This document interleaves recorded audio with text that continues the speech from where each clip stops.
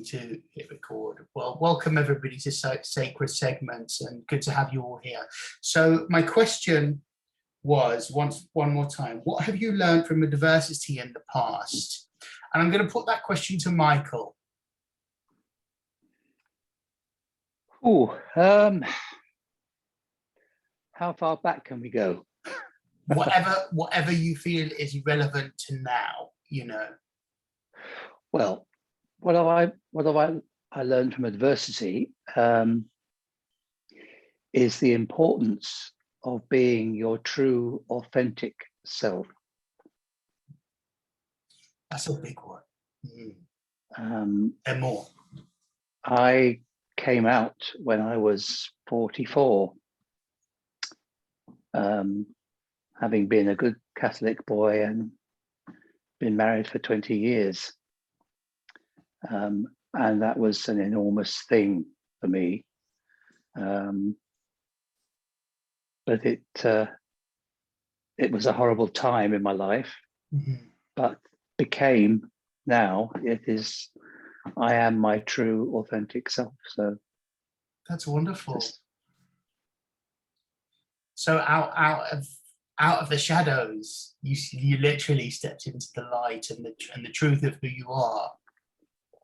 Yes, absolutely. I was from a good Irish Catholic family, and it was a sin and all the rest of it. And yet I was very happily married. So, and I have 2 wonderful sons, and my ex-wife is very happy as well. And I was able to navigate through that process without really hurting too many people. So, apart from my father. Yes.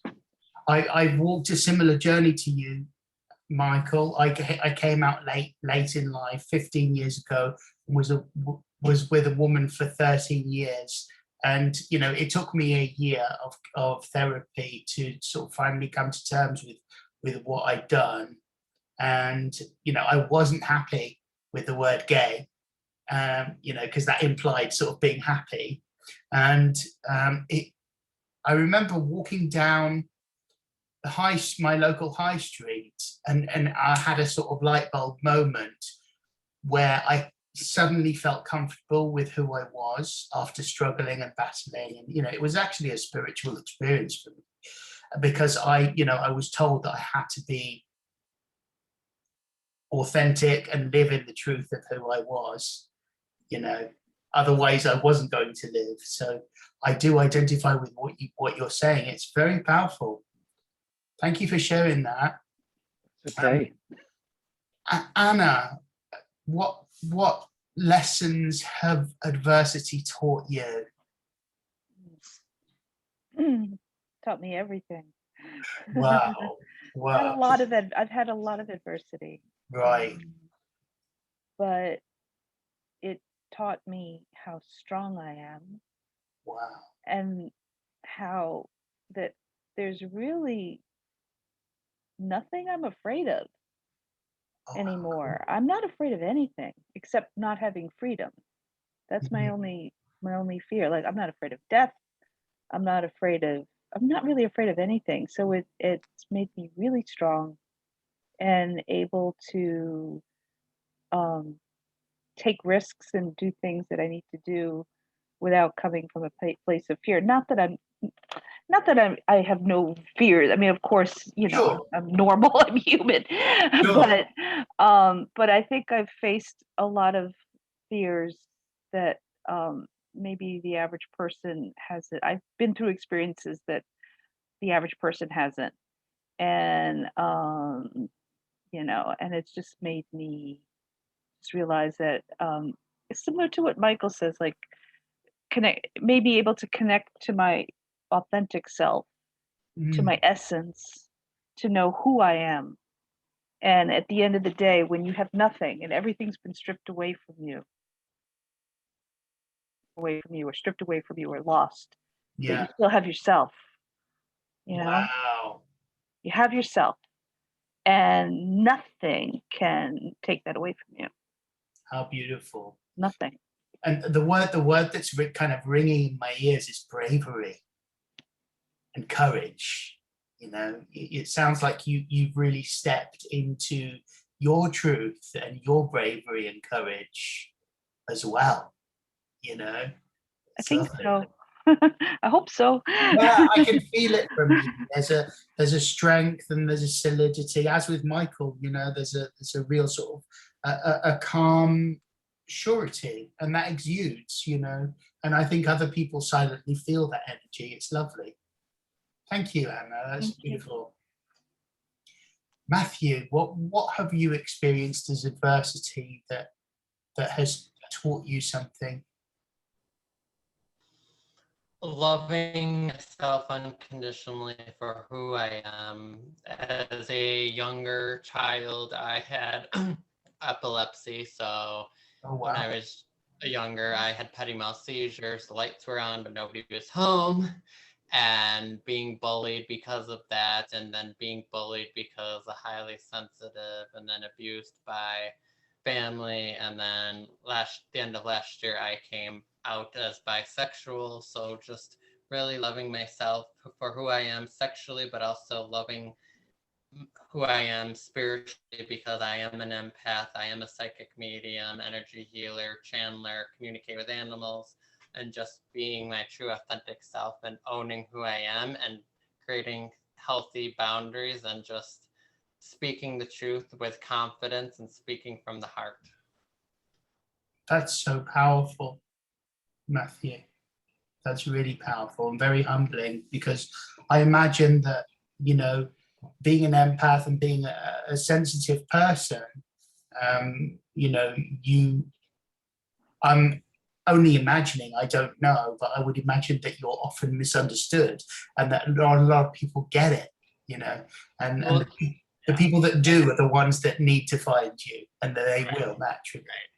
Yeah, and being so connected, because one of my friends, she's like, wow, Matt, you are so connected, not just to the ancestors and the animals, you're connected to the whole universal realm. And so no wonder you struggle with being grounded and centered. It's because you have millions of voices in your head talking to you constantly. Yeah. And I'm like, finally somebody gets it. Yeah, as a fellow empath, I totally understand that. And, you know, I always felt very different and very, you know, strange and not like anybody else as a kid. And like, you know, yeah, I get it. Thank you for sharing that. It's always also a story of courage. Beautiful. Thank you. Thank you.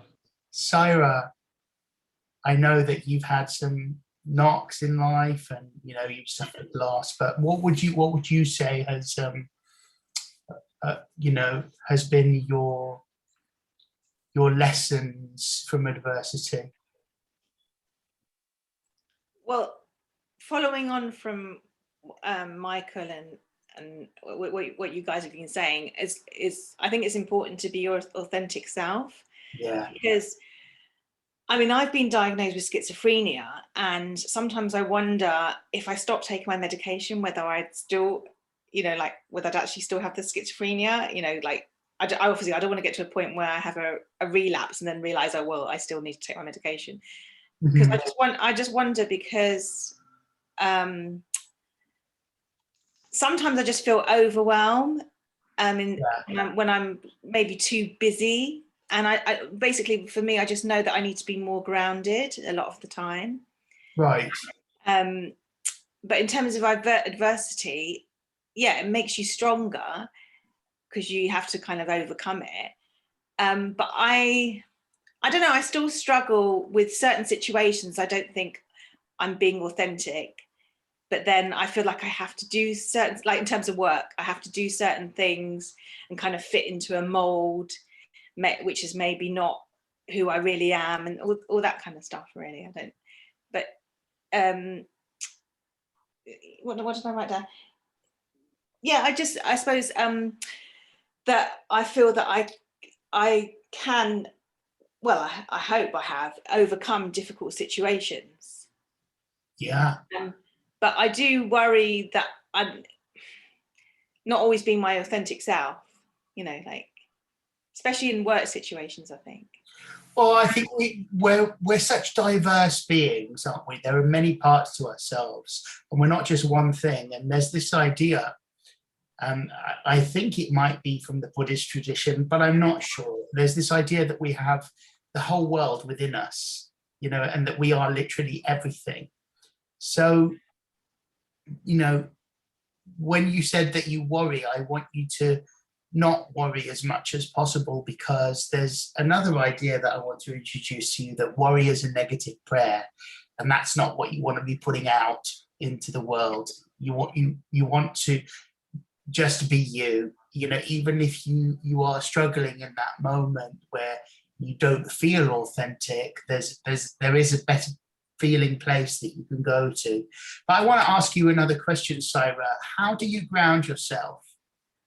Right, I try and do like imagining there's roots coming out of my feet. Yeah. And I also sort of put my hand on my kind of solar plexus and just sort of do breathing from there. Oh, lovely. That help. Yeah, but if I'm in a stressful situation, like, I don't know, maybe on the tube and it's all busy and everything, it's very difficult to suddenly, I don't know, maybe put my hand on my heart and then breathe or something, because I just feel like I look a bit silly doing that. Well, there's a lady who told me about this idea of wearing skin tight energy suit that's like a diving suit, so like if you're on a packed tube and you don't want to sort of like be absorbing other people's energy, you can visualize a sort of like a skin tight diving energy suit. Okay. And nobody will know what you're doing. Even if you put your hand on your belly, it doesn't mean that people are going to judge you, so I wouldn't worry about that. But thank you so much for sharing that, Saira. That was incredible. Oh, thank you. Yeah, it makes sense what you said. Thank you. Thank you. Jennifer, what would you say to that question about adversity? Is there something you'd like to share? Sure, and I'm loving all of the responses so far. I definitely relate with those, and I think, yeah, bravery, realizing that there's strength and uniqueness, and to embrace that, and then also kind of vulnerably share with other people that I'm working with, so I can relate and say, here's my story, maybe here's the tips I did to overcome it. So knowing my own strength, but also having that unique perspective to share with others as well. I love that. I particularly love the idea of allowing yourself to be vulnerable and opening your heart to others. I've been told off or chastised for doing that in the past, and I always felt that it was very natural to just be an open person and to let people see who I am, and as I've grown older, I've stopped doing it in some regards, but hearing you say that has inspired me to want to be open again, and I appreciate it. Thank you. Yeah, my pleasure. Yeah, it's lovely. Welcome, Greta. Hello, good to see you. Greta's just joined us. How are you? I'm good, thank you. How are you? Yes, I'm well, thank you. Just got a message from Michael. No worries, Michael, you're working on your battery. All good. So I was just asking a question about adversity, and what have you learned from adversity in the past? Is there something that you would like to share, Greta? Yeah, I was just contemplating that, and because you and I were talking about contrast and how we're going to talk about contrast. Yes. And I was thinking about the two instances of the most contrast. And my first one was my first marriage, where it wasn't, terrible, it wasn't abusive, none of that, but I really learned a lot about what I don't want in a relationship. All of that contrast really taught me a lot about what I don't want, and that also teaches you what you do want. And then and there, it was not a lot of fun, but in hindsight, it made me the person who is capable of having the kind of relationship I have today. Wow. Because now I know exactly what I want, and I know how I want to be treated, and I know how I want to feel in a relationship, and I have that now. So now I can see, I mean, you could look at that relationship I was in was 12 years, and you can look at it, oh, 12 wasted years and all of that, but I don't think so, because I learned so much, and there was a lot of good too, you know, there wasn't only bad. Sure, that's really powerful. Yeah. And then the other big contrast or sucky situation, if you want to be blunt about it, was about 5-6 years ago, when I lived in a place I didn't want to live, and I kind of forced myself to live there because I was so determined to be with my now husband every day. But I hated that place, and I got so sick. I got terrible chronic headaches. I was on sick leave for months and months, and I couldn't do anything. I couldn't even look at a computer screen. You know, when you have a cold and you can cuddle up on the couch and drink tea and watch Netflix? Yeah. That's amazing. Like, that's so nice. Could you not do that? I couldn't lie down, because then I would get blood to my head and it would hurt. So I had to be on my feet. But I couldn't do anything strenuous, because that would hurt. I couldn't look at a screen, so I couldn't watch TV. I couldn't read books. You were in no man's land. You were in no man's land. Yeah, I felt, what's the word? Like when trapped. you feel confined. Yeah, I felt trapped in my body. Yeah. And the only thing I could do was light housework. Okay, wow. So I could like do laundry, cook. Yeah.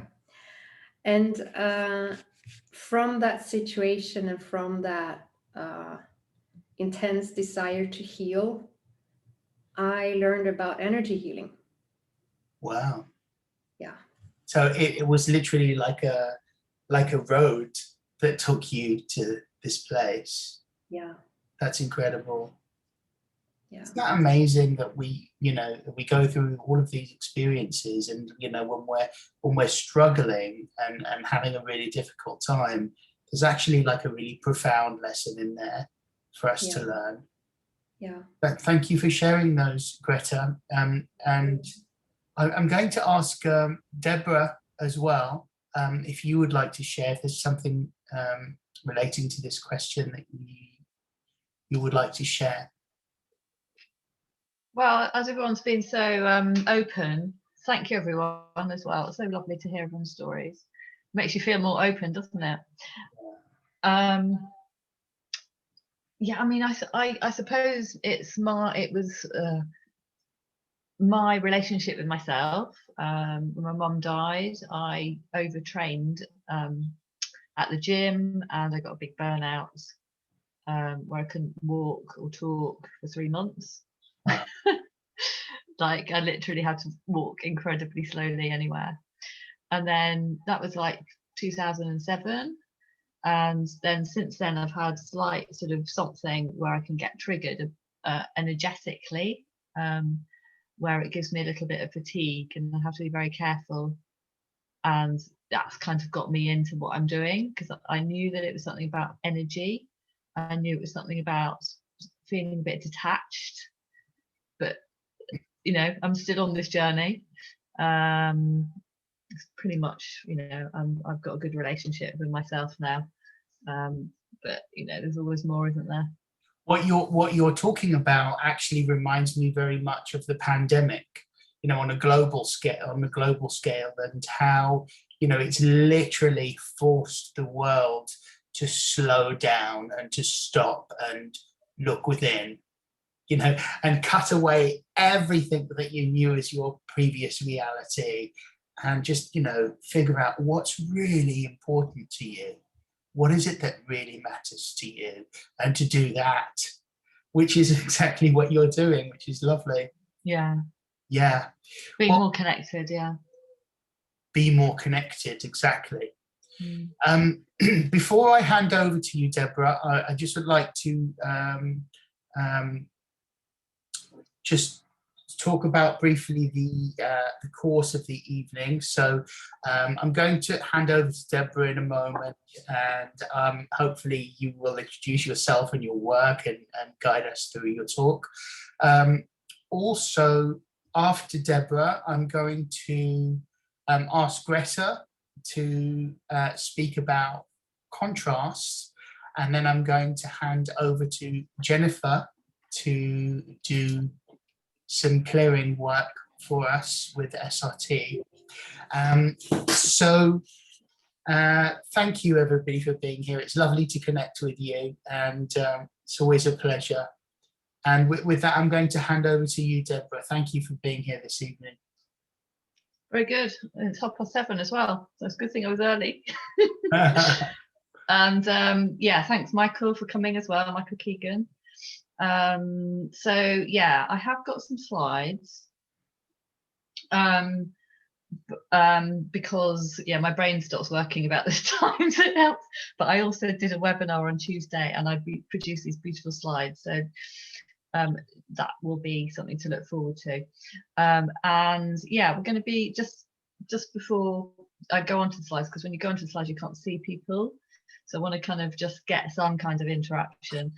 Would you like to tell us a little bit about like who you are and what your background is and what yeah, I'll go on to that. Sure, great. But yes, you know, I'm a nature connector, and about all things nature, and I'm a workplace wellbeing consultant. I'm part-time in corporate. I'm an explorer. I'm adventurous. I'm a connector.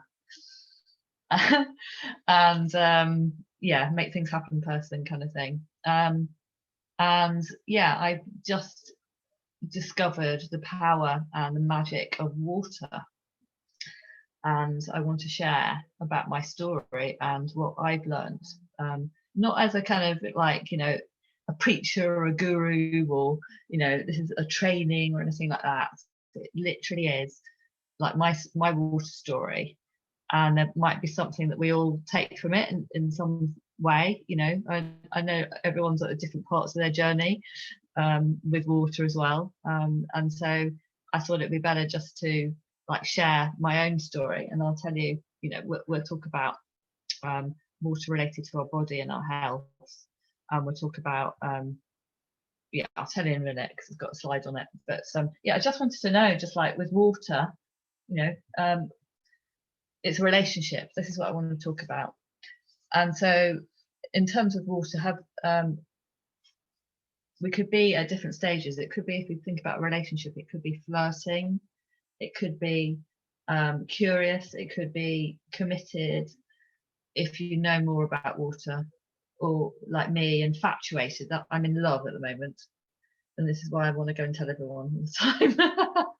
But I just, you know, it might be that people already are in this world, and so I just wanted to get a show of hands. Like, flirting means curious, you want to get to know. How many people are flirting, would want to be flirting with water? GRETHE, yeah, okay. Okay, anyone know who the water wizard is on here? No. Right, that's my litmus test. I'm going to go into the slides, and I'll go, we'll do like a bit about myself, and I'll go as quickly as possible because it was an hour, the webinar. We've got 20 minutes on this one. Half an hour, 20 minutes, half an hour? Yeah, 20-25 minutes, yeah. Yeah. I mean, it's going to be too much otherwise. So yeah, okay. Let me just go onto the screen share. I've never thought of flirting with water, but I'm sure I do it. You like it? Yeah. Yeah, it's just about relationships. I very much have a magical relationship with water, that's for sure. I'm intrigued. Right. Okay, so please could you give me the host? Thank you for reminding me. Yes, I will do that right now. Okay, so yeah, that's done. You are now co-host. Okay. So here we are. That's me. And just going to make sure I can do these slides. Okay, so it's interesting when you do screen share, it doesn't work properly. Anyway, right, here's my lovely screen slides. And we're going to hopefully have some kind of fascinating experience, insights. And as I said, we're all on a different part of the journey. We're all friends being curious about water, and it's all about flow. That's what I've discovered. And when we sort of start to understand how water works, we go more into flow. And that's my thing that I want to focus on with my life. Am I in flow?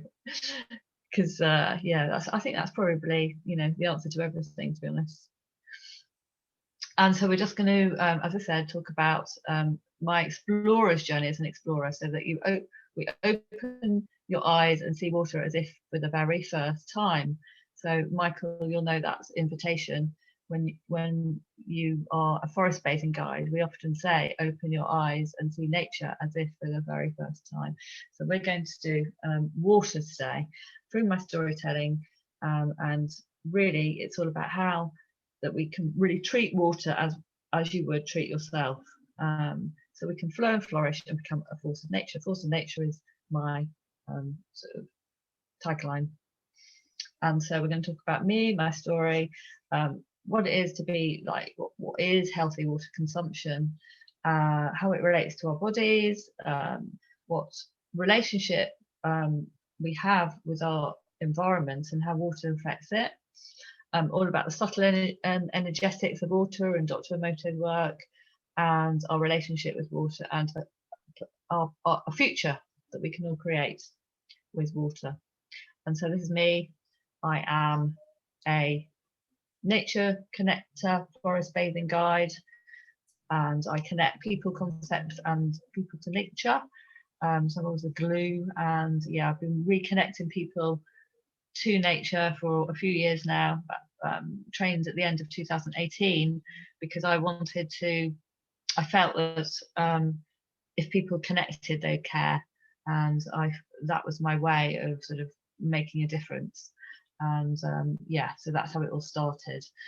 And I just see myself as a bridge, and really it is this, you know, slowing down, being more, because when you connect at a deeper level to nature, you really connect back to yourself. So it really is a journey of softening. Oh, that's me. And my grandmother. My grandmother, she campaigned for Amnesty International.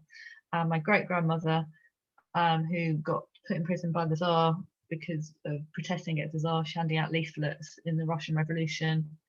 Does she look like me? That was her husband. She met him in prison, also protesting. So we've got this campaigning element about us. And so, yeah, I do call myself a water protector as well.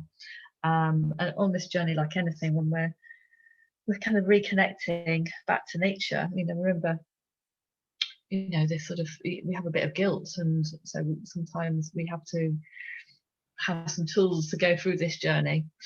And yeah, I love you, please forgive me, I am sorry, thank you is one of the tools I use. Yeah, so my first sort of water story really was experiential, and it was when my mum died, and I went back and to live with my dad, and my neighbour said, did I want to go to a dragon boat club in Henley? And basically from then on I didn't look back in terms of my life on the water.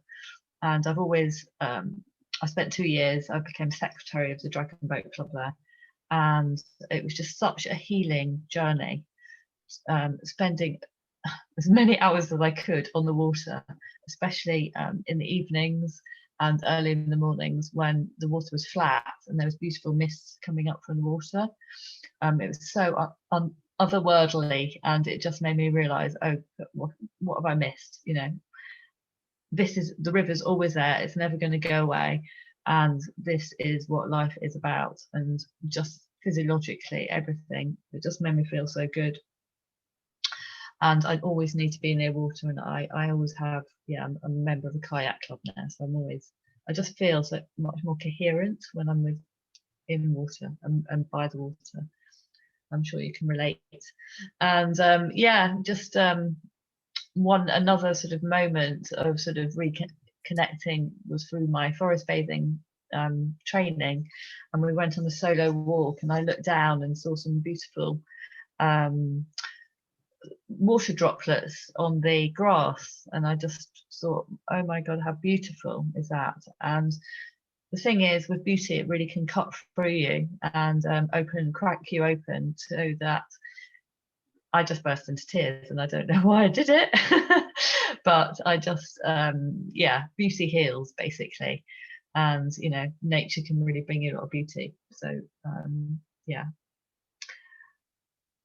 And so it's not just about experiential, it's also about understanding. So maybe we'll talk a little bit more about that today. I do a lot of virtual events where you can, you know, experience it, and you can do things virtually. But today we're going to do more about the understanding of water. And so this is how my journey about my understanding, and didn't realize really that my sort of post-viral fatigue, you know, it was related to water. And I'll go on to why it is, and just, you know, just not really completely and 100% prioritizing my health, and realizing, you know, I was out of flow, and yeah, just not really any awareness about what was my right to consume and how my environment affected me. You know, I did, but not really in depth. And you know, really now about the power of water on a more subtle level, I just you know, that was my starting point basically. And now I'm in reverence to water. And one person said to me recently, you know, it's just H2O, don't you? And I just, yeah, I had to have some empathy in my response, put it that way.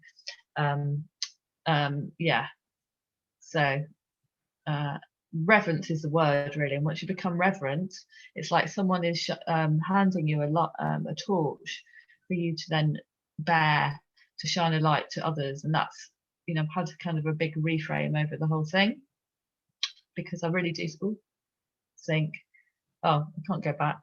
But anyway, it's just the answer to so many things. And things like our future health, our efficiency of our energy and sustainability, the future of medicine, pollution, and world peace. So yeah, so what about you? We talked about that already, this Snoopy cartoon. Did you know water is the most essential element of life? Yes, without water I can't make coffee. So yeah, what our bodies need. So on our bodies, on a cellular level, I discovered recently, we're 99% of water.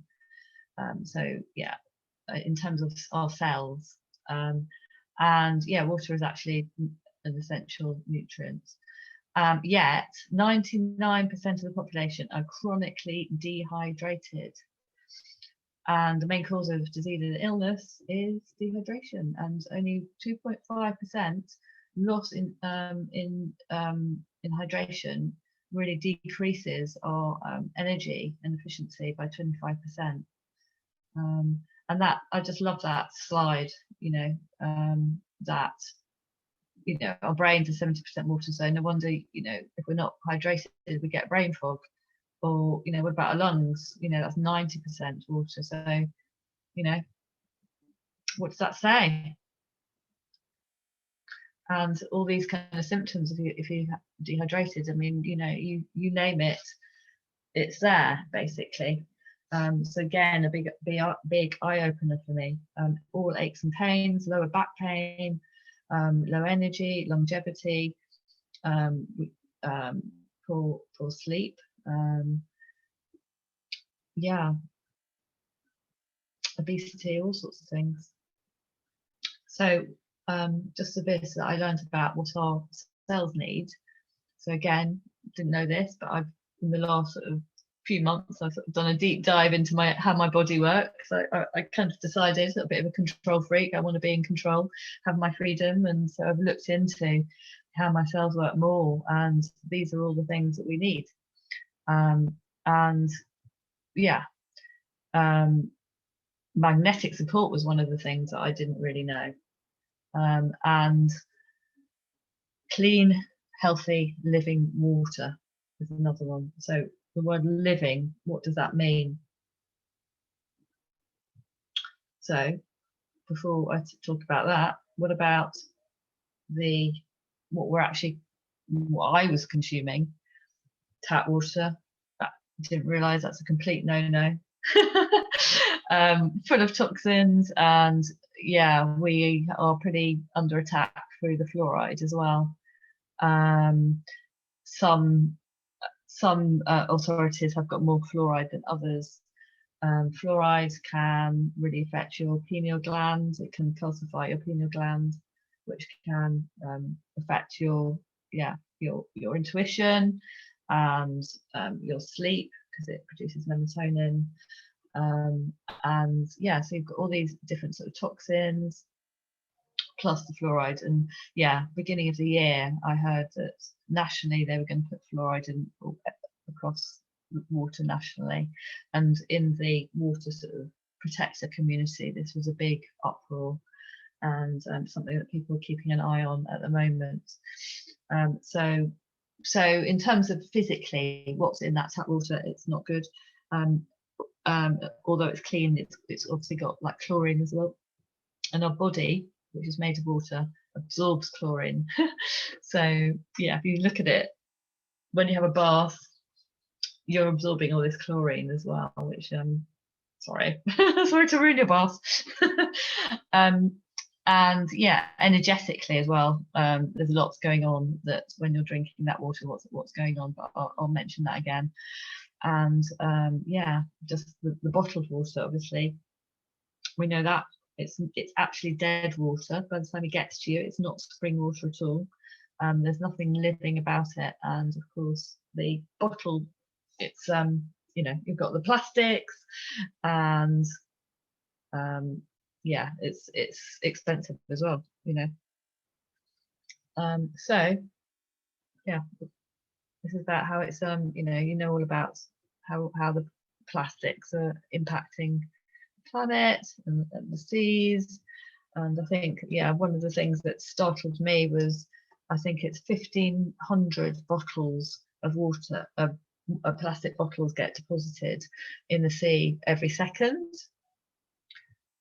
So yeah, loads of like awful statistics about that.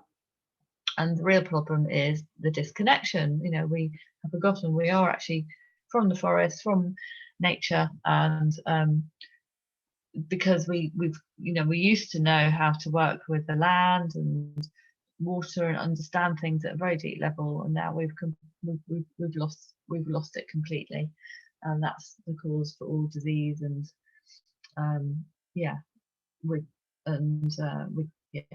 just everything. So what water is best then? The best water is water that hydrates. It tastes really good, obviously. We want soft, nice water, and it's living water. And so it's basically water that is as if nature intended it to be. So if you imagine sort of the water cycle you have in the rain, you have it coming down from the clouds and it's picking up all these nutrients on the way, and then it might go into a stream or the soil where it sort of percolates down through minerals, picking up lots of minerals on the way. And through that movement, it's kind of like vortex movements and stuff, and it's picking up light, particular type of movement, all these things, picking up the Earth's magnetic field. It's getting all nature's good stuff in, and what it's doing is therefore structuring water, because it's water has like a cellular structure as well, and that through this process, it completely structures the water, which makes it bioavailable, is the word. So basically, if it's structured water, your body will work properly. And yeah, it's sort of microstructures, microclusters, and it's obviously alkaline, which we know that if you have a stress body, then it would be acidic. So we want slightly alkaline, and yeah, we want it cleansed and purified, because water does that. It self regenerates. That's what we want. So that's what structured water would look like. So a bit like a snowflake. And one of the best structured waters is the ocean, because it has salt, and salt really helps the structure. So actually, if you have slightly a bit of saline, like salt, like Himalayan salt, or with your water, actually is a really good pick me up. Gives you loads of energy. So what's the best water bottle, natural water bottle? Well, it's going to be water with food with certain, with water. So things like celery and cucumber and things. I love like some sliced cucumber with a bit of salt. Really like a really nice refresher. And yeah, how I learned that the external environment, how obviously the moon, we're related to the moon, and that because we're water, and the moon affects the water, so the moon affects us, and it affects our emotions, because also water and emotions are related. I mean, Chinese medicine, we look at the bladder is how it is related, and yeah, I'll talk a little bit more about our emotions as well, and how really it just has a mind-blowing effect on us through water, because basically water carries information, absorbs everything. So yeah, and I just learnt recently, I had this brilliant book called Cellular Awakening, and it's just fascinating how the electrolytes, really, which is the thing, what makes us living, is the sodium and calcium. It goes in and out the cells according to night and day, which is in the water, and so it's very much part of our living process. And so yeah, any sort of imbalances really affect our sleep. And yeah, I can't wait to dive into this book even more, because yeah, it's, when you look at the cell, it's meant to be the answer to the membrane of it is our true potential. And so how water sort of yeah, the process, it sort of helps the process where we can really get to our true potential. And yeah, just on the more subtle levels of water, my forest bathing was real sort of eye-opener, because everyone really liked the invitations when I said, like, stare at a soft gaze in the water. People would really love that invitation. There was always like a big like pattern that people kind of saw different things, but it was always often it was something that reflected back to them. So really there was a conversation going on with people and water.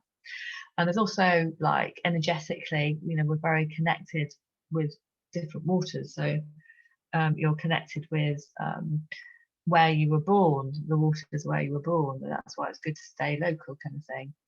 And yeah, a friend of mine was talking about a trip he did for Source to Sea, and he said people's behaviour really changed when according to where they were. So at the stream, they were all like very sort of yeah, just like relaxed, and then when it was fast flowing water, they were all like really excited. Then they got to the estuary and they were sort of more expansive, and the sea, it was like more like potential, there was more sort of yeah, more reflection going on. So it's funny how it kind of it kind of really can affect your mood and help you flow as well. And so, yeah, nature's can give you so many messages and mirror and be a complete mirror to you. And yeah, I mean, we always say nature gives you what you need, and water also gives you what you need. It responds rather than reacts, and it's a real sort of carrier of information. So yeah, basically what got me to be reverent was Dr. Emoto's work, and finding out actually that we can really affect the water inside us and water around us and everything, what we drink as well, just by our thoughts, by our vibration, by singing, by our emotions, how we talk to water, by prayer and all that. But the thing was, it was just seeing it in black and white. He would photograph these water on a very molecular cellular level, and you know, you could see like the word hate, it would be all like blurry, ugly, unstructured water, whereas different words like peace and love and God, they would be beautiful. And you know, it's just when you've seen it, there's no going back in terms of wanting to explore more, because what that showed me was that water was a reflection of ourselves, and the most beautiful of the structures was the words love and gratitude. And yeah, I just thought, oh my god. Sorry to interrupt, just to let you know, there's 3-4 minutes left. Yeah, so that's it. So that's my journey, really. You know, it ends with Dr. Emoto, and just to know, you know, it's all about prayer, and you know, the fact that so the energetics, you know, you can really traumatize water or be nice to water. So it's a real relationship, because you've got to really think about you know, the vibe that you're getting, and so just treating it with respect, you know, because it really has got this memory. It's like the biggest computer that we have on the planet, and it's all about vibration, and it just listens to us. And so we just need to sort of understand it as a real sort of two-way conversation. So that's the journey that I'm starting to go on, and I'm inviting others to come along too. And yeah, just there's potential for the future in terms of so many different things. Future of medicine, preventative health and wellness, lifestyle, sustainability, and implosion technology, so that's free energy, good clean drinking water, living water, and yeah, plastic pollution, clean oceans, and world peace. So there's a brilliant water peace project going on where we can all pray for water, and we can actually get world peace by doing this as well. So I can tell you all about that. So I think I'll stop the screen share at that point. I have got a journey that I'm going to be taking people on, because I absolutely love I love exploring with people and sharing it. Right, let me just have a quick look at the things. Yeah, that's right, you have a water filter. That, yeah, so I have a Nikan waterfall, and that puts in nature's vibrations, and yeah, it's about putting the good stuff back in, basically. And the water wizard is Victor Scheinberger, and he talks about vortex movements. And so as you go deeper into this, you come across his work, and yeah, he's a pretty amazing person to find out about. I think that's it on the questions. Yeah, Great, that's time. Okay. Thank you so much, Deborah. Yeah.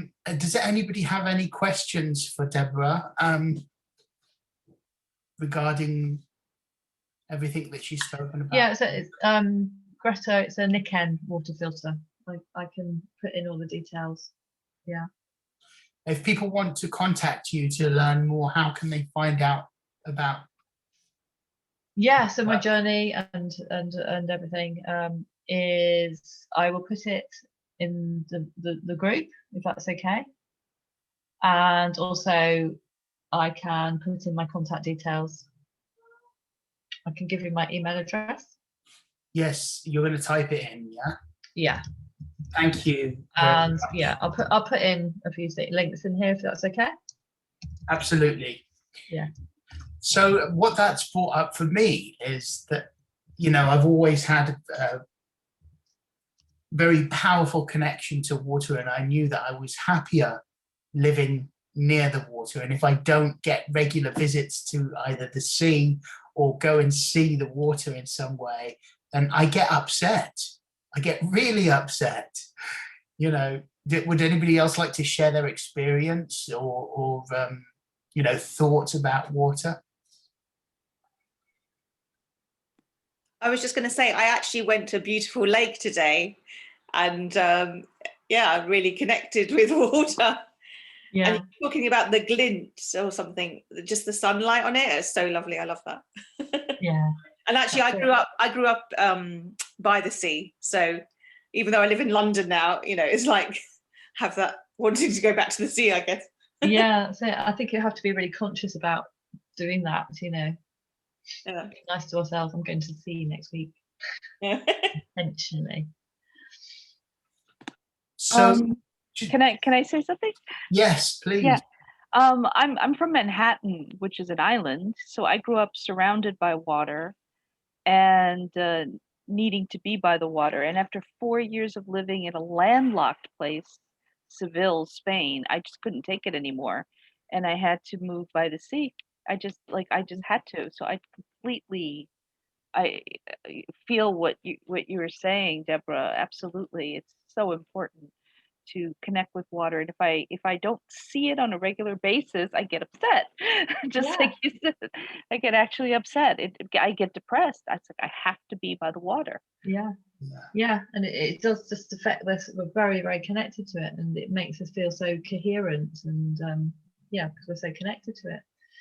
Which, I mean, it's obvious, isn't it? But yet we kind of don't consciously make a choice to do it, or enough of a choice, you know, to do things, and also to think about ourselves as water as well.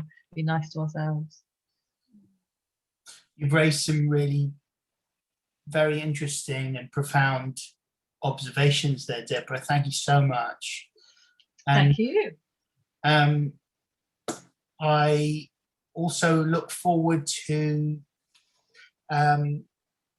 Michael's you know, further journey next week, sorry, the next session rather, in 2 weeks, of the forest bathing. And it all ties in. We've had a kind of month of this introduction to forest bathing with what you've just told us, and how the water is also part of that. You know, it's just it's very profound, and it's all connected. So equally a forest bathing or a nature and forest bathing session can be just as powerful at the sea. Right. In fact, I do it at my local beach, wow, which is about 5 minutes away. So that's anyway. lovely. Oh yeah, I mean, it's experiential, you know. That's all part of it, isn't it? Hopefully, Deborah, you can join us for that session at the end, and that's 2 Thursdays from now, not Thursday the week after. Thank you so much, and thank you, everyone.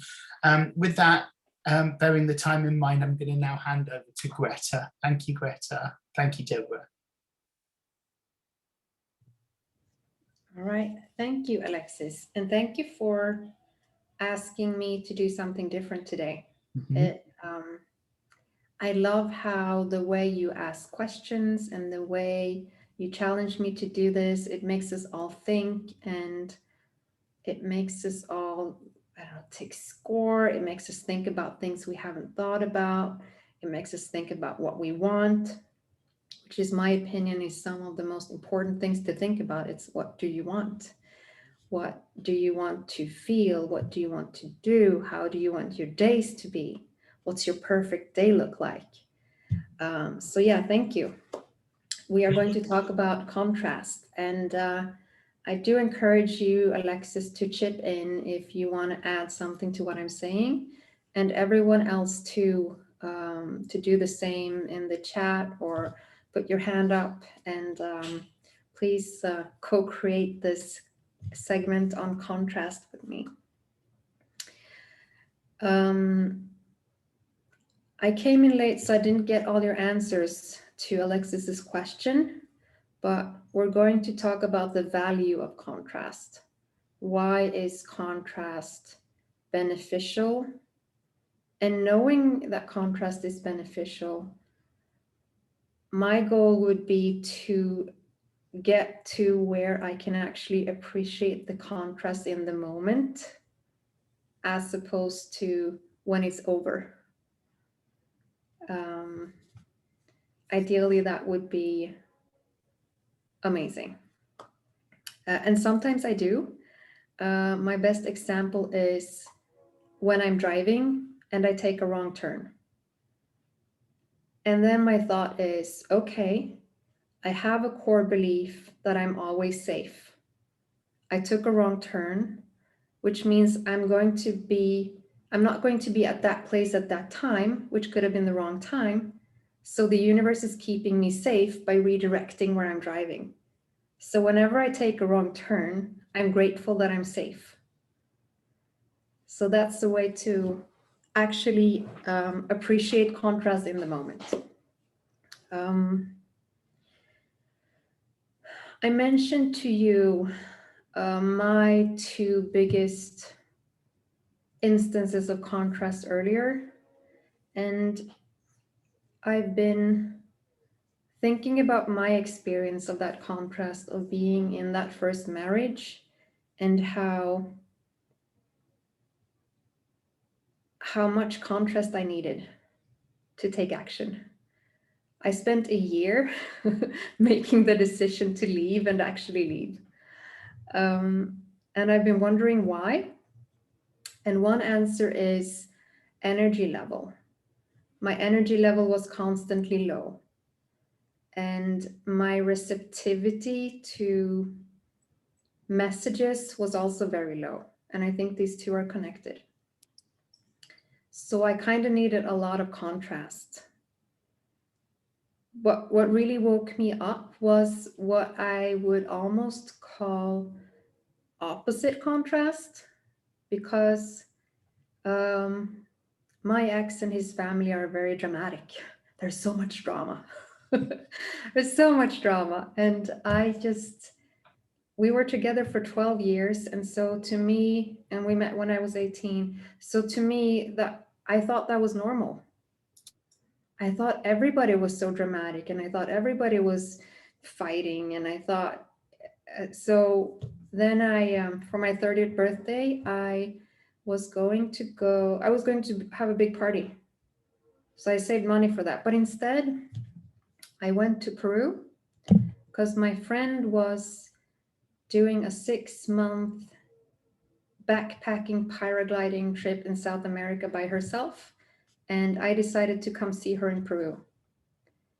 And it was amazing. So I was there for 3 weeks. First, we had a week, just me and her, and then her brother joined us, and we went on this round trip, seeing all the sights of Peru, and it was amazing. And what was most amazing to me was that there was no drama. It was so eye-opening to me that 3 people could live in the same hotel room, be together so much, for so long without any drama. I was like, what? You don't even fight? And there was no pushback. Whatever I said, they accepted. If I was low, they let me be low. They didn't bug me and ask me, is anything wrong? They just allowed me to be low. If I was high up emotionally, they allowed that. It was happy. And they just loved me. And they unconditionally did things for me. There was none of the, I'll do this for you if you do this for me, that I had from my marriage, which I hated, the conditional love. I got so sick right before we were doing the Inca Trail. I just barely managed to join them and do it with them, and they carried all my stuff without question. They just said, we're taking your things so you can do this. And so this opposite contrast where they showed me that it's possible to interact with people in a drama-free way really made me think, like, what am I doing? What is my relationship like? Is this what life's supposed to be? And my ex kind of blamed my friend for me leaving, and he's not right. He's also not wrong, because she really showed me how it's possible to interact with people, and it doesn't have to be any drama. So that was, before this, I bought into the story of relationships have ups and downs, and you fight and you make up and blah, blah, blah. And I didn't know better, so I believed it. Nobody had showed me a different type of relationship. So I didn't think that if I left, I would find something better, because we were okay. We were quite successful together. We had good jobs, nice house, nice car, all of that. It wasn't terrible. But then I discovered this new way of interacting with people, like completely drama-free and just so loving. And that was one of the things that pushed me to actually leaving, because by closing that door, I opened up my world to so many new things. So I'm so grateful for that. And now I'm with someone who energizes me. And I'm always in this much higher vibrational state than I used to be. Emotionally, I'm so much better. I'm feeling so much better. I have so much more to give. And now I notice that, and I'm more deliberate and focused on the vibration I want to have, and how I always want to be happy, and how I always want my life to improve. So now I feel like I'm more receptive to these messages. It takes much less for me to notice contrast. So that's really interesting to me, how I was so emotionally stumped or just low energy before that I didn't feel it. And I also didn't know better. I didn't have those role models. All we have as role models for relationships is what we see in movies and TV shows. And it's so dramatic because they want to catch our attention. I promise you, if I made a TV show of mine and my husband's relationship, you might fall asleep because of boredom, but you would also smile a lot because we're so sweet to each other all the time. We never fight. We're always take care of each other, always do whatever we can for the other unconditionally. And I've never, ever expressed a need that he hasn't been very happy to fulfill, which is such a gift and might be quite unusual. So now contrast can be, a few years ago, we were talking by the kitchen table and we were on our way to go shopping and we weren't in a hurry. And I was very in flames about something I was telling him about. I don't even remember what it was. And then he said something that killed all my fire. And my energy just went, and he noticed instantly and he said, "Oh, I can see how what I said made you feel that." And I said, "Yeah, I know." And it's going, I know you didn't mean it that way, but I feel like I need some time to get back up. And my body said, "You need to lie down." So I went to the sofa to lie down. He sat down, he stroked my hair, and he just waited with me and gave me space. And then I said, "I need some freshly squeezed apple and ginger juice." And he made it for me. And he stroked my hair while I drank it. And then my energy came back up. So in that instance, the contrast was noticing how his words made me feel, and then, or how, and then accepting it, and then just allowing it, and then allowing it to just come back up. And it was so beautiful how he didn't ask for my, he didn't ask me to affirm that everything was okay. Did I do something wrong? I didn't mean it, blah, blah. He was just there, grounded and safe and just calm, and he just allowed me the space to get my energy back up. And then we went out shopping and everything was fine. So very, very different levels of contrast. And also, I believe in the path of least resistance, and I don't believe we have to struggle a lot to learn and grow. And I think we can learn and grow through lovingly helping and guiding each other, and through having that space and openness to express our needs and ask for what we need to have them fulfilled. And on that note, Greta, can I ask you a question about what was it that you just said about sorry, it wasn't the contrast, that you used the law of least resistance. Can you give a little example of what that means? And then what I would like to do, if you're willing, is to ask a question to everybody, and you work with me in helping them to identify how that contrast can move them towards what they would like to have instead. Yeah. So could you just give a description of what you meant by that statement? Yeah, the path of least resistance. Please, yeah. It's from the teachings of Abraham Hicks. And if you have two choices of actions going forward, you can ask yourself, or maybe you haven't even thought of choices, but something is happening and you can ask yourself, what's the path of least resistance?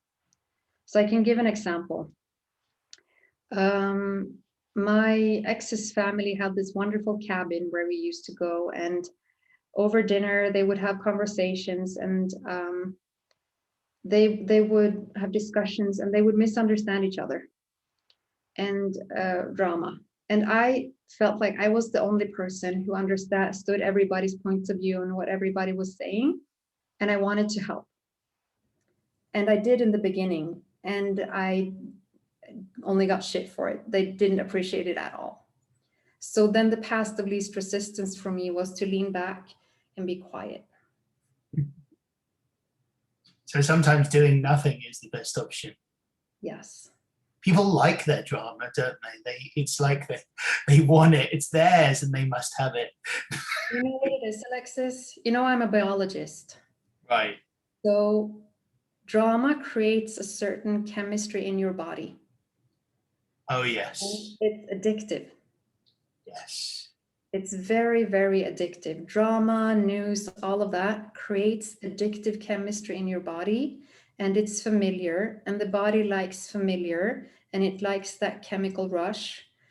And so it wants to keep creating drama. That explains a lot about my family. Thank you.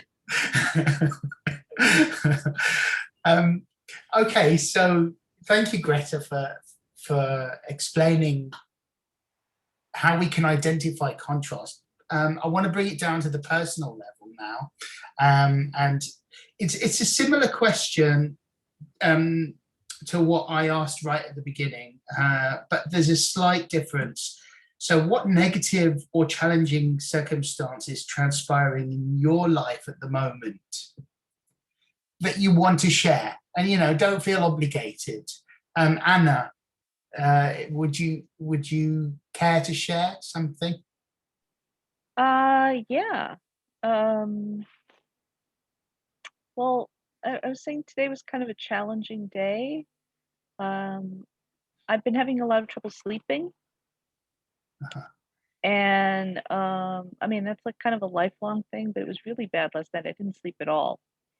And I've been sort of feeling very unmotivated and very restless and kind of bored. Like I need, like I'm like, I want something to happen. And I feel like, yeah, I'm just feeling very, very restless, and that I want something to change or something to happen. Okay. I've been very like still for a while, and now it's like, okay. But I don't know if that's an addiction to drama, possibly. I don't know. But I feel like, or it could be spring fever. Like almost like a restlessness. A definite restlessness. Yeah, I identify with that as well. Yeah, Greta, what are your thoughts? Thank you, Anna. Sure, thank you. I have two things. One thing would be asking yourself, what can you do to make yourself happy right now? What would I enjoy doing right now? What would I like? Would I like to go for a walk? Would I like to watch a movie? Would I like to call a friend? Would I like to have that exquisite piece of chocolate and then go for a walk? What would make me happy? How can I make myself smile? So that's for the restlessness. And maybe it's connected with the sleep as well. I don't know. It's interesting, Alexis, how you said, what do you want instead? Because that is inside K. That is the question we always ask. What's the problem? Mm-hmm. And then what do you want instead? Mm. So that's also a great question to ask yourself. I want an uninterrupted sleep. I want to wake up feeling rested. I want to feel grounded. I want to feel like I'm exactly where I should be right now. Absolutely. Yeah. So once you identify the thing that you want, Anna, then put your focus and energy and attention to that. So it's perhaps making the space, as Chris said, like to find out what it is. You know, what is it? Is it the walk? Is it the piece of chocolate? Is it the movie? You know, and then put your energy into that, and then expand that energy. Yeah. Hopefully that will work. And the contrast lies in the feeling of the what is it? Right? Okay, well, hopefully there was something in that for you. I'm going to ask Syra the same question.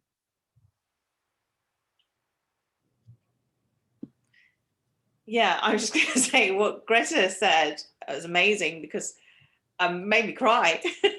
Wow. Yeah, it was literally well done. So the question is, what negative or challenging circumstance is happening at the moment in your life? Now, don't feel obligated to share, only if you want to. It's more to do with work. It's like I want to do stuff that I love, but I always feel like perhaps I should be doing something a bit more stable, like going to the same place every day rather than having different jobs all over the place. And yeah, I'm a bit stuck on that, because when I am in a situation where I'm, say, doing the same thing day in, day out, then I get bored and I want to do the stuff that I love doing. It's really frustrating.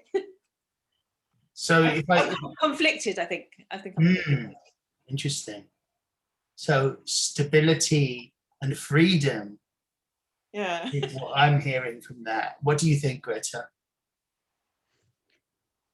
I would ask the question, how can you have both stability and freedom? Yeah.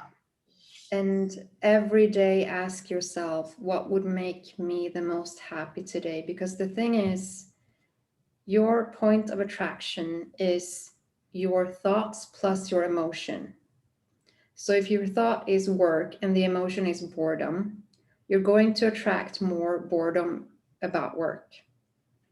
If your emotion is, if your thought or your action is work and your emotion is, I love this, this gives me so much joy, you're attracting more joyous work. So your job is always to have a vibration as high as possible emotionally around whatever you do, because that's going to bring you what you want. Hard, tedious, boring work will only bring you more hard work. Does that make sense, Sarah? Yeah, kind of, yeah. But it's difficult because I want the kind of financial stability. And then I just feel like then, like because of what I do, bit of acting, bit of dancing, bit of singing, whatever, I feel that and if let's say I'm working as an exam invigilator, for example, that's fine. But if I then become a teaching assistant just for stability financially, then I can't do the acting jobs when they come in and things like that. Well, so you can change your perception of the stable thing. So I used to work, when I was a student, I used to work as a cashier in a grocery store. And I would always go in with the intention of making my evening as enjoyable as possible and making my customers smile. And so I would joke around with them. I would get up immediately and tidy things if I could, and I would make sure that I made my day as good as possible. So you can actually change your perception of that work before you go in there and look for joy in that job. I completely transformed my relationship with my grandfather like that, well, who is no longer alive, but I had a terrible relationship with him. And I was his personal assistant for 27 years. And he was a bully and he was a control freak. And I decided to start looking at him with love. And because I did that, I brought out a different quality in him. So that makes total sense. Well, thank you. Sorry, did you say a different quality in him? Or yeah, it's a different quality in him because not in you, in him. No, in him, because what I was looking for, it's like whatever you focus on expands, right? That's the basic law of attraction. Whatever you focus on, you get more of. But we forget it because it's so obvious. Yeah. Sarah, I'm going to offer you, see that change in perception that you could do from boredom and being caged in, you can change that to peace, non-attachment, and however you want to feel excitement in 5 minutes with a Psyche balance. So I'm going to invite you, if it resonates with you, schedule a free strategy session with me and I'll guide you through that balance and help you change your perception of it. That's very kind, thank you. I'll put a link in the chat. Thank you. Cool. Thank you, Sarah. Michael, would you like to share something about what's happening with you right now?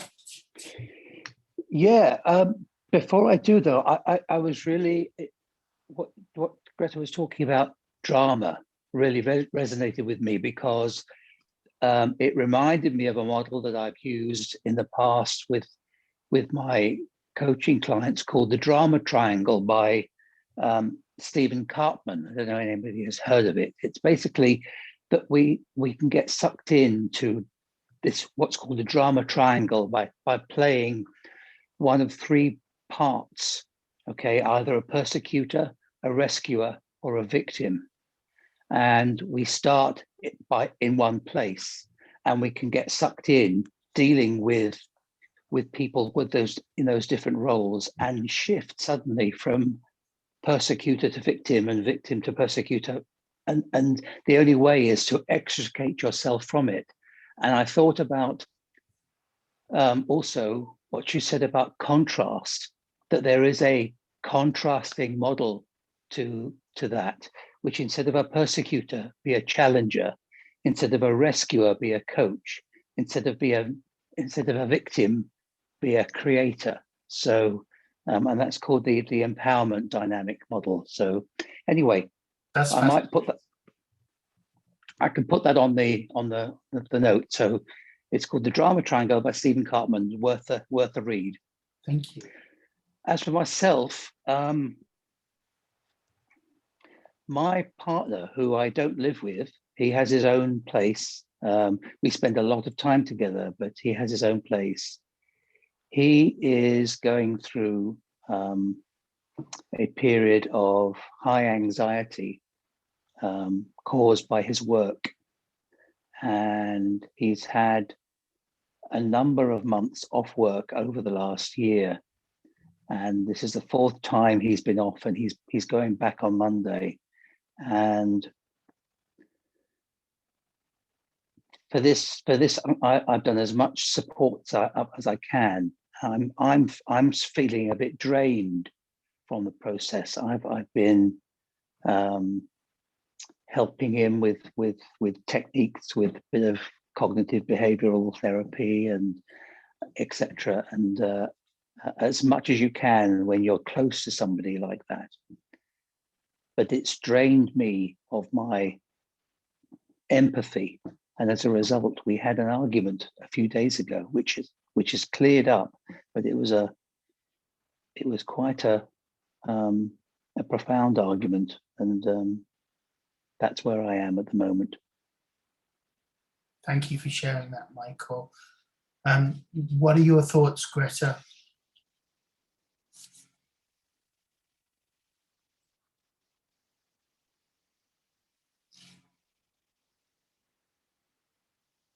Sorry. That's a good question. How do you feel about the argument now? Well, it came towards the end of a day when he'd been in a bad place, and I spent a lot of time with him, helping him and doing things for him. Well, when I say doing things, just being there for him, and making a real, not making an effort, but just being there for him. And then towards the end of the day, he said a few things that were really nasty, just off the top of his head. And I know he didn't really mean it. He didn't come from a bad place, but the words just connected with me. And I don't get angry at all very, very often. And this was only the 2nd time that I got angry with him. And I just got very angry. And before you say couldn't. Sorry, I was just going to say, before Greta says what she's going to say to you, I wanted to share something with you that I was feeling as you were talking, and that was that to release the situation in terms of like stop trying to fix or heal him, and sort of take your mental and emotional hands off the situation and let it resolve itself rather than trying to fix it, and just lean away from it. That was the feeling that I was getting, that I wanted to share with you. Sorry, I just wanted to say that. Greta, please. Okay. Yeah. And if you hadn't finished, Michael, please finish. I had really, yes. Okay. It was resolved the following day, but that evening I just went and had a bath, and I couldn't be around him at all, Right. But the following day it was fine. But it's an ongoing thing. It's knowing how to be supportive when somebody is going through a very anxious state. So I would say, first of all, how can you support yourself enough that you can be there for him, and knowing what your boundaries are when you have to say, I love you. Right now, I need to take some time for myself. I'm here for you. In order to support you as best I can, I now need to take that time. The other thing I would really love is if, because Jennifer is doing some SRT, and what you do with SRT, subconscious release technique, is that you take a statement, a belief, or a program, which could be one of the statements that he said to you, and you release the negative emotions connected to that statement. And the emotions are the attraction power.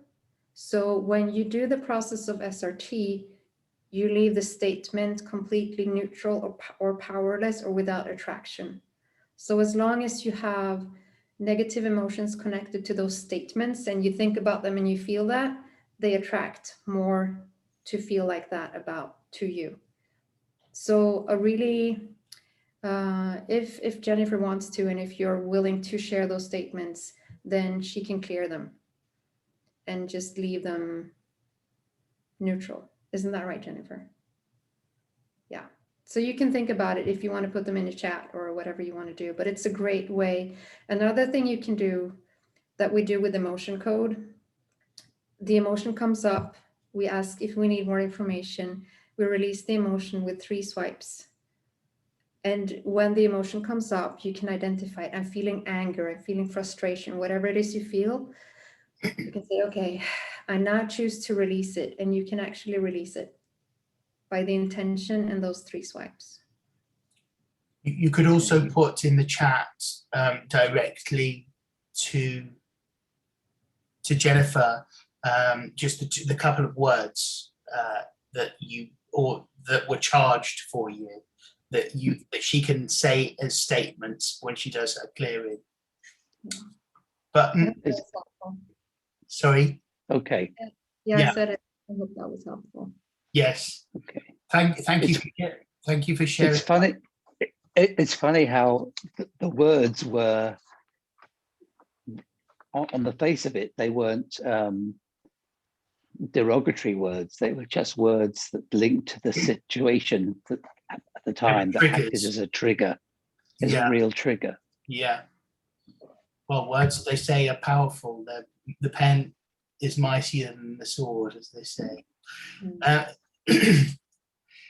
Syra, did you already share?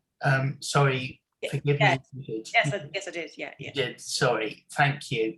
So, Deborah, is there something you would like to share? Hello, I'm just outside, but that's fine. I'm listening, and I'm very much here. Oh, it's a difficult one, isn't it? Yeah, don't feel obliged. Attention. It's having powerful people like you guys to actually focus on something, So everyone's sharing. It's very nice. I mean, yeah, okay, I'll go. You might not be able to see me on here. Look. Yeah, we can see. It's better, isn't it, like that? So I guess, yeah, what is it? It's navigating always, because what I'm trying to do, because I'm single and I don't like to be, I actually much prefer to be with somebody. I'm navigating in flow through really trying to focus on the resonance. Like resonance is like my number one sort of guidance now, and obviously through this period at the moment, I'm not resonating with a lot of people, but I'm seeking out new people that I resonate with more. And there's always this thing in the back of my mind saying, well, I want to meet the right person so that I can now settle down and, have a family, all that kind of thing. But, you can't jump the gun because I'm doing the right thing, I know. But then sometimes I think, well, I'm not really focusing on it exactly. I'm just, going with the flow and doing this. I meet people along the way kind of thing. So that's kind of the situation where, number one, things are changing really rapidly anyway. And so I'm having to seek out new people that I resonate with, leaving other people behind, but also the frustration a little bit again. Just should I focus on some, the end goal, which I've never done in my life, but then there is always that, and I might as well just share that with you now. Well, what I'm feeling from what you're saying is like like with Michael, to take your mental hands off the situation, which is what you're doing. However, it is right for you to focus on what it is that you want. However, you're experiencing what you don't want, right? And you're noticing it. Yeah. You're noticing what you don't want. I get triggered. Yes. So you're right in terms of like not being too attached to an outcome and going with the flow of the situation. However, there needs to be a little bit of emphasis and focus on creating the relationship, if that makes sense. Yeah. Yeah. As much as I can, I have to sort of be open to it, and that's and then make little, be curious about different interactions, kind of thing. Greta, what do you say? Yeah, I would say, first of all, be really clear about what you want. So make yourself a cosmic wish list on your phone or somewhere where whenever you think of, oh, I would like to feel like this in a relationship. Oh, I can see how he's treating her. I want that in my relationship. This is how I want the relationship to be. This is how I want the partner to be. And just add those things to that wish list, and don't study too much. Don't think about it too much. Just look for things to put on your cosmic wish list. Because that's going to give you clarity. That's going to tell you what the end goal is. What is it that you want? That's how I manifested my relationship. I made a cosmic wish list, and I put all of the things on there, and then I put it in a drawer and forgot about it and let go of it. Okay. And when I didn't want a relationship anymore, that's when it came. Yeah. That's good. I did exactly the same thing. Yeah. Both my husband and I wrote our own cosmic wish list, and then we found each other. Wow. Well, if it worked for you both, then I need to do that. Yeah, a very powerful thing to do, cosmic wish list. Yeah. Thank you, Deborah. I have one more thing though. Go ahead. One more thing. Then you need to take some action. And I have two things for you. One is date yourself. Decide how you want to be treated by that person, and treat yourself that way. Make yourself a wonderful dinner, buy yourself flowers, dress up, set the table for two even, and date yourself. And also ask yourself, have you made room for that person? Is there room for an extra tooth? Yeah. Do I have any drawers for his boxer shorts or whatever? So prepare for him to come. Anna is saying that she's done it 30 times and still waiting for the relationship for the last 20 years. Well, I'm going to write those things down, and we can, and we can compare notes maybe. Yeah, be accountability bodies. Anna, you need to get the chair so that you can see the space in the chair. Yeah, you need to get an extra chair. Interesting. Isn't that amazing? Prepare for the thing that you want. Yeah. Prepare. Oh, she's done that. She's done that. Okay, well, we have to find something else for Anna. We'll let it percolate. We'll let it brew. I'm gonna ask. Thank you. That helps a lot. Thanks. Thanks, Deborah. Thank you, Greta. So, Matthew, is there something that you would share? Well, for right now, for me, it's because I just started working for myself full time. And yes, in the past, I gave psychic readings, but I offer more than that. And so people come to me where they just want a reading, and it's like, no, I give more than just a reading. So getting very frustrated. And I'm like, okay, I need to actually make myself more clear with what I offer. And so just been very frustrated with people in general explaining how I work, feeling like I'm not being heard or listened to, and then trying to have a social life as well, trying to balance between working on myself, having connection and relationships with my business, my clients, and then friends.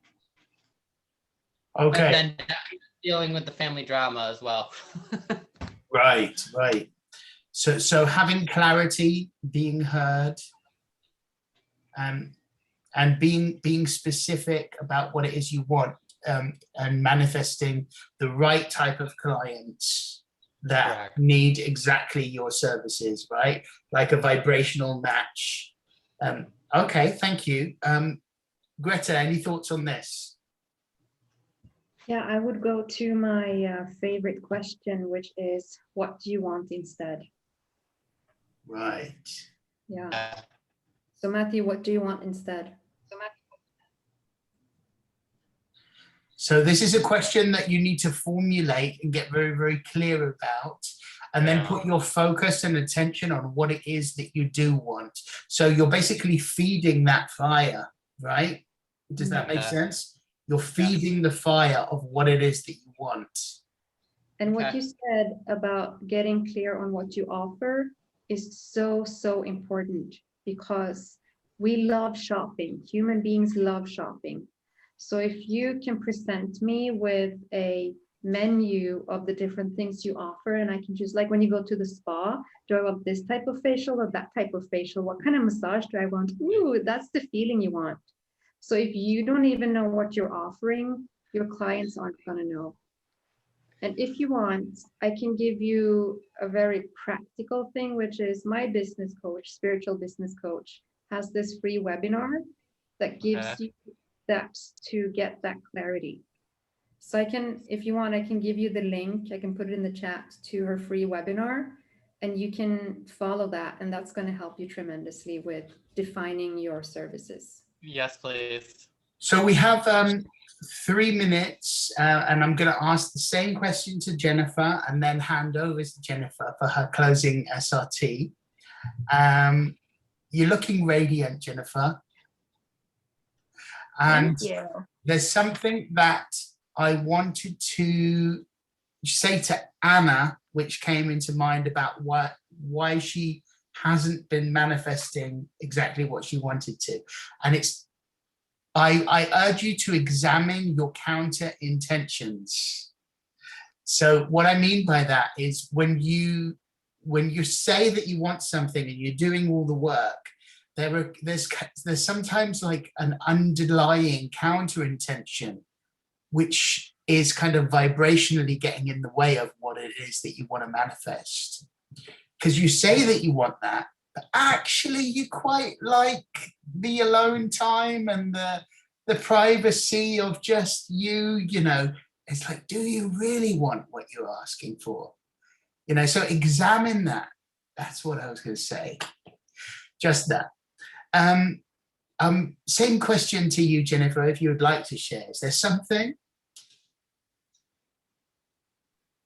Sure. So for me, as soon as you asked the question, I heard like push and pull. And for me, that's been showing up in like overworking, doing. So then when I'm like, okay, the contrast of I'm going to slow down and heal and nourish my body, then I'm like, oh my goodness, I'm tired. Like, what's going on? So just giving myself grace in the contrast and in between. And I know many of this group have even helped me kind of making these transitions of trusting that process, that my body's healing, which would, you know, that can require additional sleep, and changing my beliefs around that. So the rest is the most important thing, is what I'm hearing. Yeah. And I actually, those words even came out of my mouth. Like, you know, some days the most important thing I could do is rest. Yet how many of us might make that like the last priority, right? I got to tackle everything else before I rest. So really just changing a lot of those deep rooted beliefs around that is where I'm at right now. So the doing is oh so important, but the rest hasn't received the sort of like 10 out of 10 importance as yet, right? Exactly. So perhaps it's in the resting that you will have the energy to do the things that you want to do. Yes, absolutely. Yeah.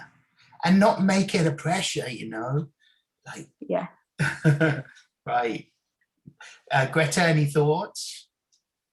Yeah, this is so interesting because we tend to always do the things we have to and should do before we rest and do the things we want to. And I was watching this, someone sent me this video about why it's so important that you do the things you want to first, and then you'll feel happy and inspired to do the things you have to or should do.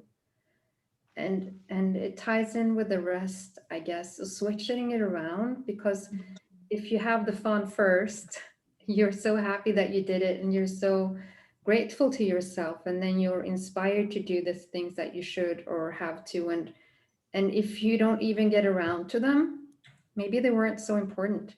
Maybe it was much more important for you to do the thing that made you feel happy that day or have that rest.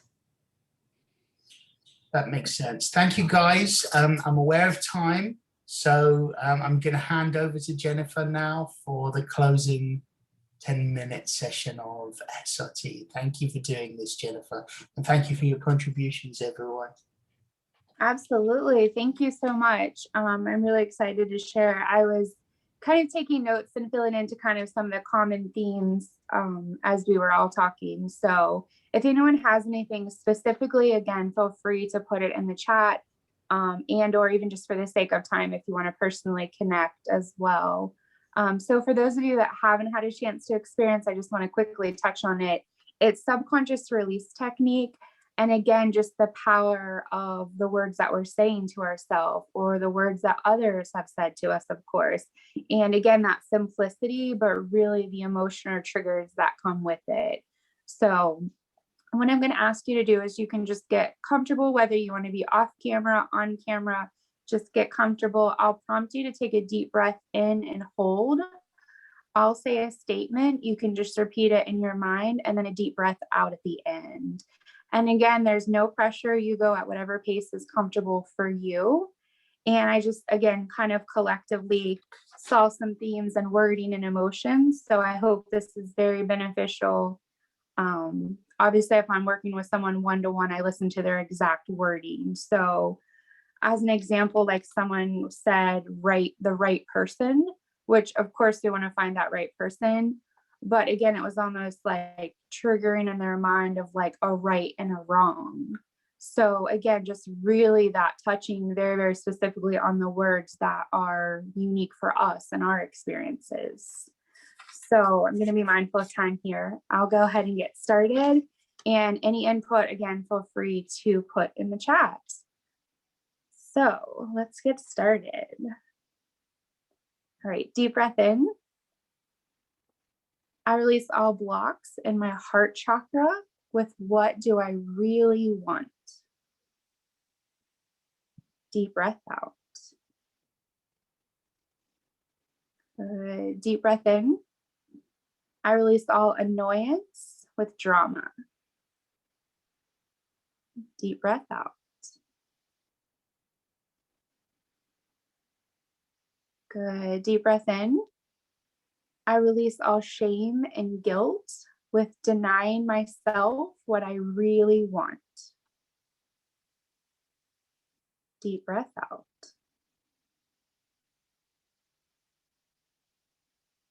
Good. Deep breath in. I release all blocks with judgment with should I be doing this? Deep breath out. This kind of seemed to be a common theme for this one. Deep breath in. I release all frustration with I'm exhausted. Deep breath out. Good. Deep breath in. I release all positive and negative emotional blocks with nourishment with why can't I drink more water? Deep breath out.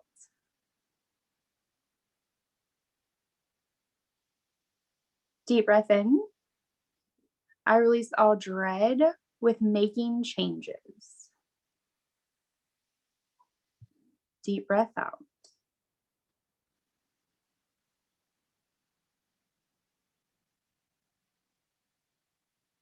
Good. Go ahead and take a breath there. Hopefully everyone's feeling good. Let me just look over my list here.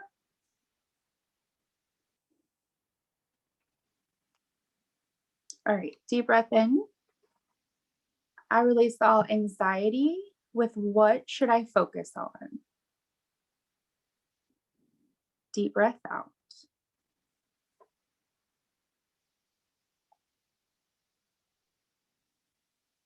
Deep breath in. I release all blocks with harmony with not honoring my body. Deep breath out.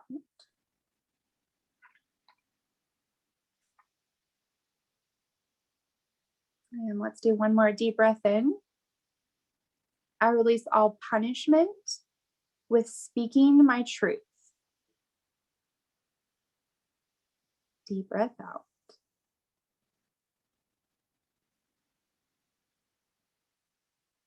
I take that back. One more. This one stood out to me. Deep breath in. I release all panic and pressure with not being in the flow. Deep breath out. Good. I notice a lot speaking with water and flow and change and resistance. That was kind of a theme with each speaker. So again, that was just kind of a quick run through. Sleep. Yes, you're right. I had wrote that down as well for several of us, just being tired, frustrated, can't sleep. I think it's interesting when we were talking about water and flow and grounding, but a lot of us are like right in our heads, overthinking, can't sleep. All right. Yep, let me look for sleep here real quick because I want to honor our time.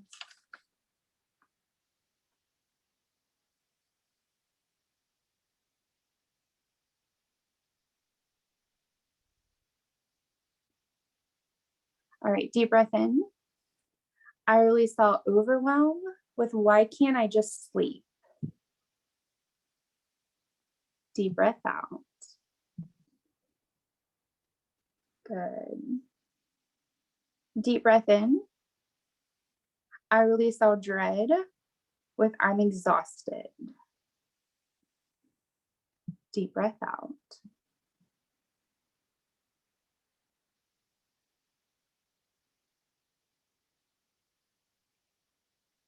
And I'm looking at your message here. Do you mind,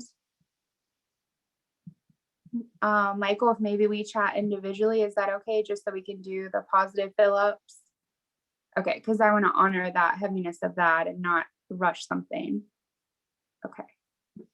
All right, so since we're almost out of time, let's go ahead and do what we call the positive fill-ups. So again, we have an awareness of these, emotions, of these words, and now we're going to do positive fill-ups. So many of you probably utilize affirmations. So it's the same technique. We're taking a deep breath in, saying, I am so happy and grateful, and a statement with that. So again, kind of just for the collective. Okay, let's do a deep breath in. I am so happy and grateful. I'm inspired to take action to pursue my dreams. Deep breath out. Good. Deep breath in. I am so happy and grateful. I am embracing the ebbs and flow of my life. Deep breath out. Good. And along the water theme, I thought deep breath in. I am so happy and grateful. All of my cells are hydrated and I feel amazing. Good. Deep breath in. I am so happy and grateful. I enjoy allowing time and space for nourishment. Deep breath out. Good. Everyone doing all right? Okay. And let's do this one. Deep breath in. I am so happy and grateful. I feel rejuvenated and happy. Deep breath out. Good. I felt like with the themes, like hydrated, feeling rejuvenated, even though sometimes those seem simple, again, just like waking up and saying, you know what, today I'm going to be grounded, rejuvenated, like whatever word you really want to feel. Again, starting with I'm so happy and grateful, we're putting ourselves in a gratitude of I'm grateful I'm around water. I'm grateful I'm able to enjoy this experience today. So hopefully those were helpful.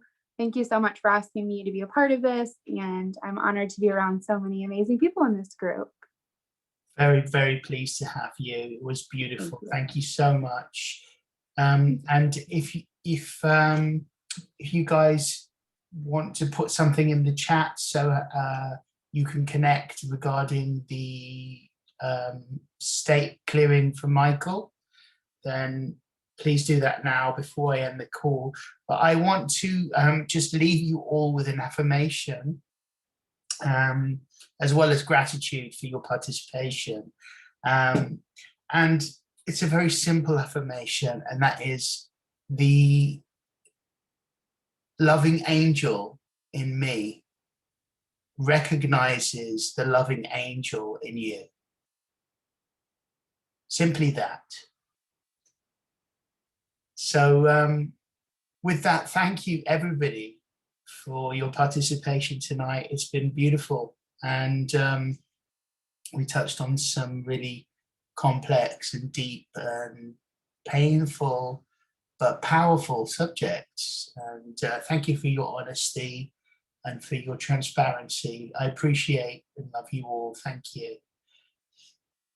And see you in a couple of weeks for Michael's session with nature. I'm really excited about that. So I look forward to the next one.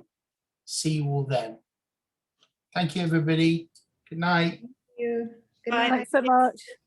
Love Great you. session, thank you. Thank you. Bye. Yeah.